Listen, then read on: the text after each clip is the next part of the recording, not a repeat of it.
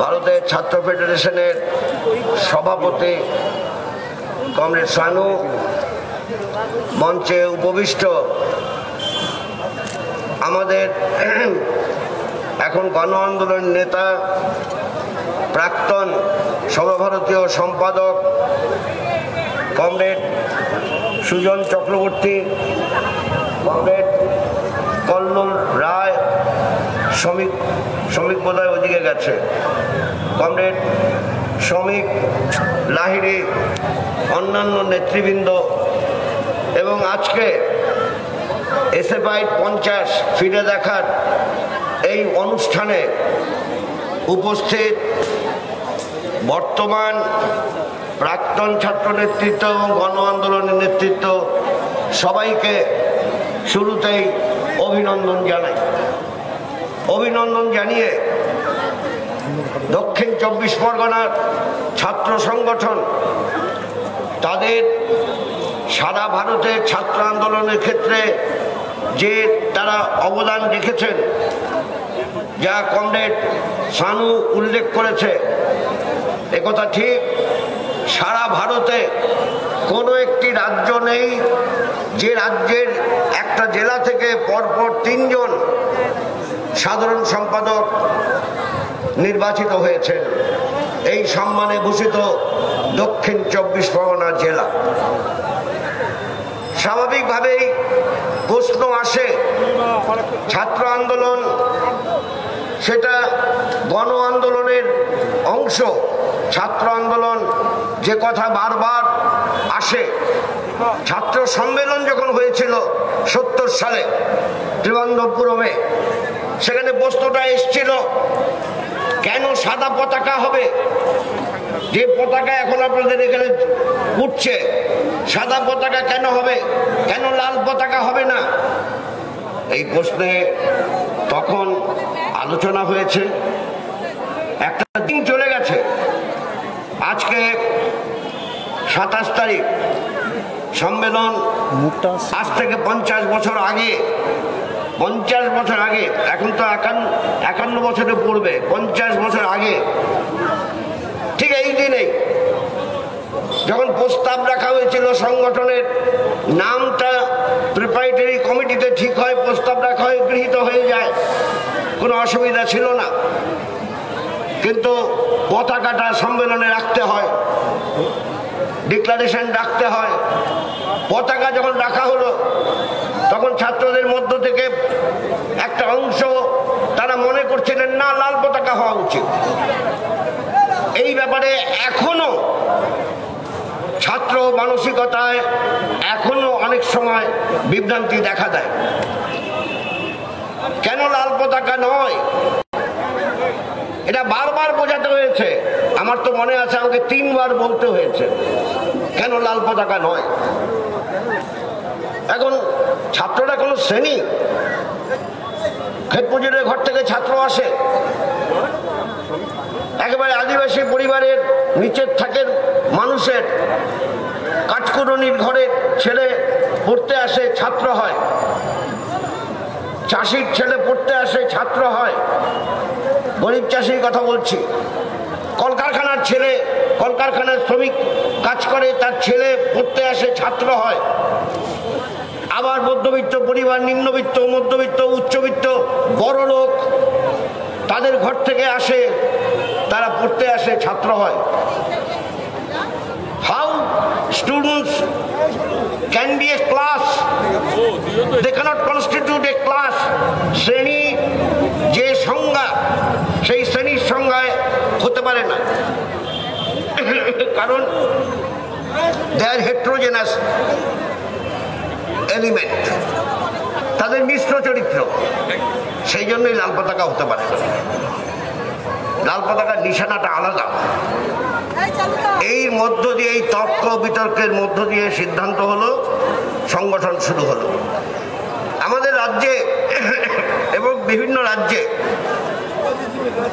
SFI ছিল না, ছিল আমাদের এখানে ছিল বিপিএসএফ, বেঙ্গল প্রভিন্সিয়াল স্টুডেন্ট ফেডারেশন। পাঞ্জাবে ছিল পাঞ্জাব স্টুডেন্টস ইউনিয়ন, কেরালায় ছিল কেরালা স্টুডেন্টস অ্যাসোসিয়েশন, ফলে এরকম বিভিন্ন জায়গায় বিভিন্ন নামে ছিল। যখন ঠিক হলো ধীরে ধীরে সব এসএফআই অ্যাফিলিয়েটেড বডি হয়ে তারা আস্তে আস্তে এসএফআই ইউনিট হয়ে যাবে, সেই ধারায় সারা দেশে হয়েছে।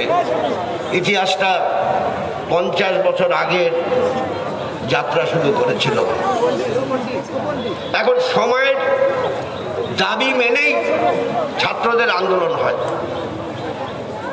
এই কথা অনেকে বলেন যে আগের দিনে যা ছাত্র আন্দোলন ছিল না, সেটা এখন আর দেখা যায় না। বোগাস এই কথাগুলো খুব বাজে কথা। তখনকার সময়ের দাবিতে যে আন্দোলন হতো, এখনকার সময়ের দাবিতে অন্য আন্দোলন সংগঠিত হচ্ছে। এখনকার সময়ে ছাত্ররা রাজনৈতিক মনস্ক নয়, একথা ঠিক না। আগের দিনে ছাত্ররা রাজনৈতিক মনস্ক ছিল, এখন নয়, এটা ঠিক না। তাই যে লড়াই সংগ্রামের মধ্যে ছাত্ররা আছেন, ভারতের ছাত্র ফেডারেশনের সংগঠক কর্মী সদস্যরা আছেন, তাদের আরো অনেক এগোতে হবে। অনেকটা এগিয়েছেন, যা যাত্রা শুরু হয়েছিল তার থেকে অনেক এগিয়েছেন, কিন্তু অনেক এগোতে হবে। কারণ ছাত্র সংখ্যা এখন বাড়ছে, আগের তুলনায় ছাত্র সংখ্যা বাড়ছে। আবার এই কথাও ঠিক, আমাদের পশ্চিমবাংলায় ড্রপ আউটটা আবার শুরু হয়েছে। ড্রপ আউটের ব্যাপারটা অতীতে অ্যারেস্টেড হয়েছিল, এখন আবার শুরু হয়েছে। মানে আমি ভাবছিলাম গুনার নিদো তিনি এশিয়ান ড্রামা লিখতে যে ভারত সম্বন্ধে যা লিখেছেন, তাতে তিনি যা দেখিয়েছেন, সেই পর্বটা আবার শুরু হতে যাচ্ছে। ছাত্রদের শিক্ষায়তন বেড়েছে, ছাত্ররা লেখাপড়া শিখতে আসছে, কিন্তু ছাত্রদের আবার শিক্ষার লাভের যে পর্যায় পর্যন্ত যাওয়া প্রয়োজন, তার থেকে মাঝেই ছেড়ে দিতে হচ্ছে। Drop out case, drop out বাড়ছে, ড্রপ আউট বাড়ছে। দেখবেন, একটু চার্ট মেলাবেন, 3-4 বছরের চার্ট যদি মেলান, মাধ্যমিকে পরীক্ষার্থীর সংখ্যা, উচ্চ মাধ্যমিক পরীক্ষার্থীর সংখ্যা তো এক জায়গায় দাঁড়িয়ে থাকার কথা না, ক্রমশ বাড়বে। যখন এসএফআই গড়ে উঠেছিল 70 সালে, তখন পরীক্ষার্থীর সংখ্যা কত ছিল মাধ্যমিকে, উচ্চ মাধ্যমিকে? তখন মাধ্যমিকে, উচ্চ মাধ্যমিকে কোনোটাতে 3 লক্ষ, কোনোটাতে, তখন তো 12 ক্লাস ছিল, এইভাবে এই ধরনের উচ্চ মাধ্যমিক ছিল না। তখন তো 3.5 লক্ষ, 4 লক্ষ, এর বেশি তো ছাত্র হতো, পরীক্ষার্থী হতো না। পরে বেড়েছে, লাফিয়ে লাফিয়ে বেড়েছে 34 বছর বামফ্রন্ট সরকারের আমলে।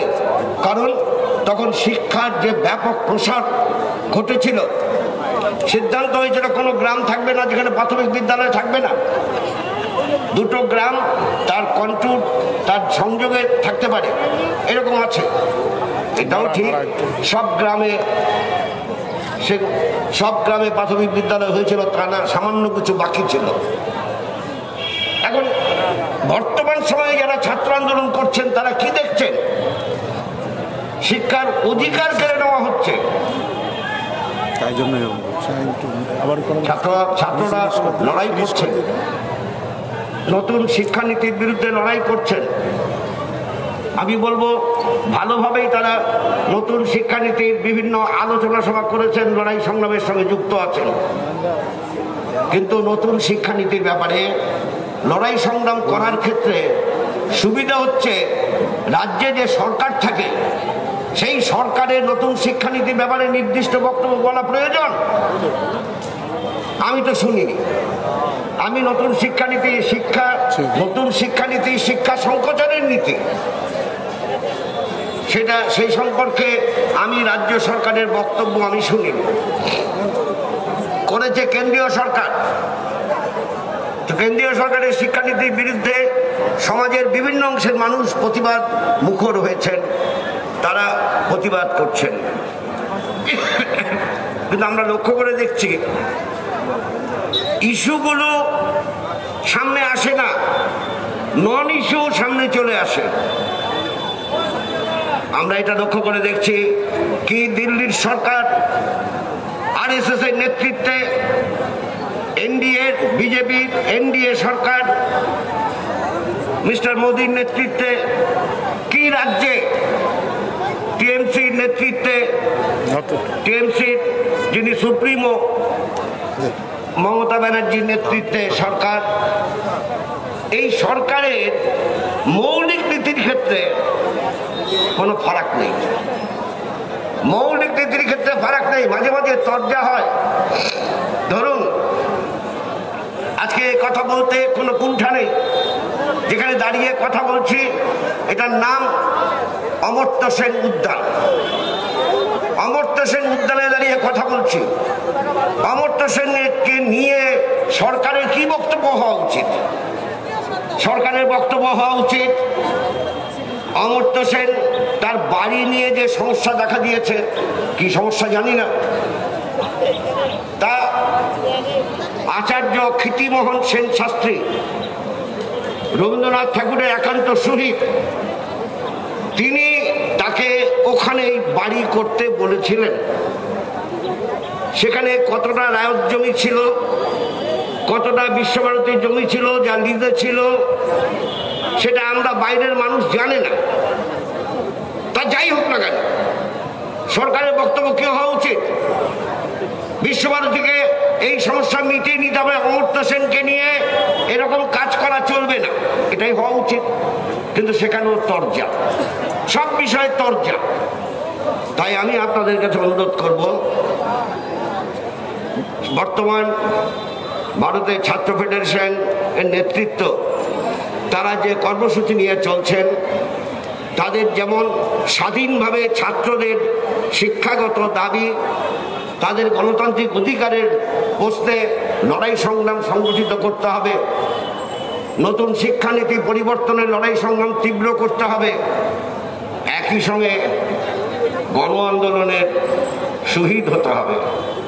এটাই ছিল ভারতের ছাত্র ফেডারেশনের প্রথম সম্মেলনে বিশেষ বক্তব্য, যে students movement will be part and parcel of general Democratic movement. তাদের নিজেদের বক্তব্য থাকবে, নিজেদের দাবি দেওয়া থাকবে, আর গণ আন্দোলনেও তারা সাহায্য সহযোগিতা করবে।